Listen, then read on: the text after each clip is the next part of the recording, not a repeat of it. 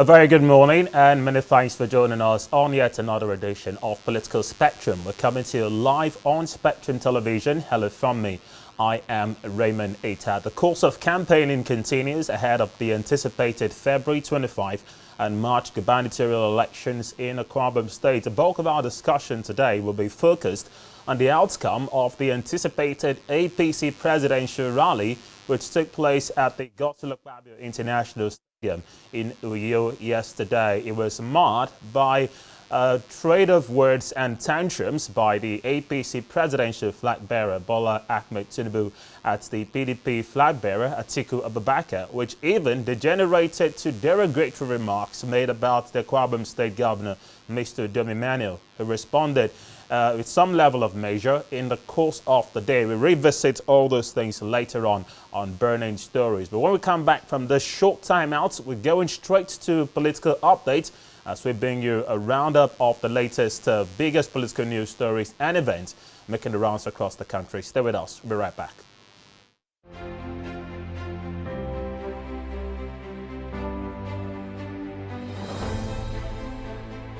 Another line of argument that Nigerians have actually jumped on with the entitlement mentality that many claim Bola Tinubu actually has. Is famous or infamous, depending on which way you see it, slogan of Emilokam, which means my turn, was retweeted again yesterday to Akwa Ibomite. So he seems to feel that this is a time for him to be president. So he's never shied away from that fact right from the day he declared his intention to run for the presidency, claiming it was his turn. So back to the argument and where he factored in Governor Emmanuel, claiming the governor lived in his backyard in Lagos. And he has said, but for the fact that they were one, perhaps reference to the fact that they both hail from the southern part of the country, he says he would have chased the governor away from the state a long time ago.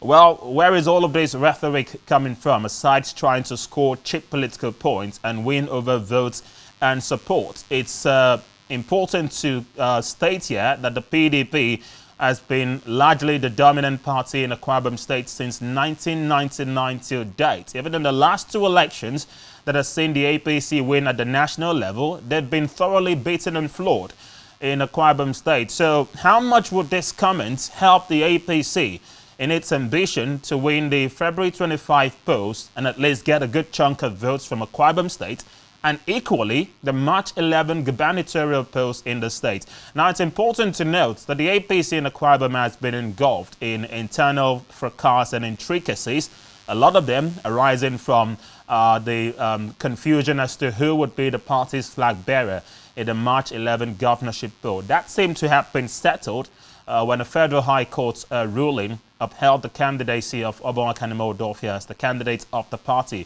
As much as we know that the case has now gone as far as the Apex Court, the Supreme Court, courtesy of the main challenger, Senator Itanang, it looked clearly that the APC in Akwa Ibom State still had issues that needed to be sorted out. So political experts would have expected that with the arrival of the APC presidential campaign train, that they would of course come to the states to see how they can mend fences between the warring factions of the APC here in the states, so as to help them pose a united front to Nigerians and Akwa Ibomite in particular, that the party is really ready to take over the Hilltop Mansion come March 11.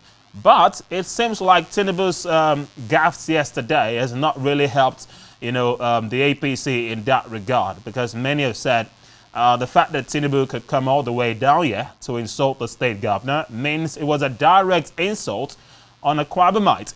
And so they've said it would not help the APC in its bid to win a good number of votes here in Akwa Ibom State. Now, some have extended the argument to Mr. Kanimo Dofia, the APC gubernatorial candidate, who was equally on the podium and, as a matter of fact, was presented with the flag of the party yesterday ahead of the polls, with some saying the fact that the Akwa Ibomites who were a part of the APC campaign train and the supporters of the APC as well here in the state were actually clapping and cheering on to Bola Tinubu's comments about the governor and how well this speaks of them. So questions arising. Let's assume you have Kanimo Dofia as governor of Akwa Ibom State. Will he subscribe to someone making a comment of that nature about his person as governor right here in the state. But he was on the podium alongside other top chieftains of the APC, Don Etiebe, Senator Godswill Akpabio, the Minister of Niger Delta, Obonwumana Okonumana,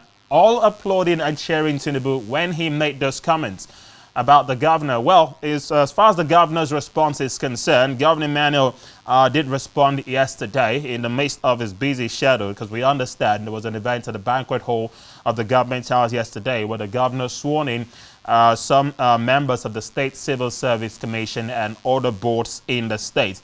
Well, it took out time to equally respond to the comments made by Bola Ahmed Tinubu and expressed his displeasure at those comments. It went as far as saying, despite showing his magnanimity by leasing out the nest of champions for the APC's presidential rally, he did not expect Bola Tinubu to insult his person with such remarks. It was clear to see the governor was quite displeased about the comments made by Tinubu. But then, as some have posited, it's just mere politicking. But how far can the politics of insult that we've seen in the Akwa Ibom state and Nigeria over the years continue? Especially at a time where Nigerians have said it's about time we began to vote for candidates based on what they have to offer, and not necessarily the political parties or the platforms with which they are fronting their ambition. So what that means is that candidates in the course of campaigning would have to inundate people properly about issues that they hope to touch on when they get into office, and not necessarily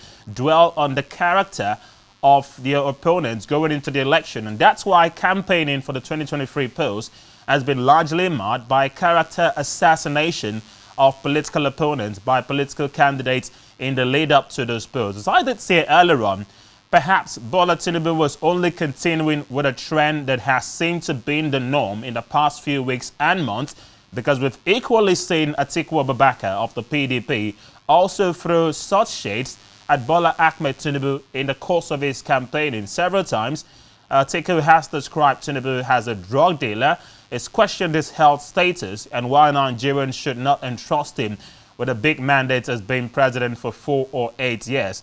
On the other hand, Tinubu has never stopped questioning Atiku's desire, in quotes, to sell up the nation's assets if given an opportunity to be president, because he claims it's something he has already done when he served as vice president. He's also questioned the health status of Atiku Abubakar as well. So when these two continue throwing shades at each other, the watching public tends to see it as a norm between the two. And perhaps why there are more diverse reactions to this is the fact that Governor Emmanuel was factored into this conversation by Bola Ahmed Tinubu. And whether that will help the chances of the APC at the polls is left to be seen.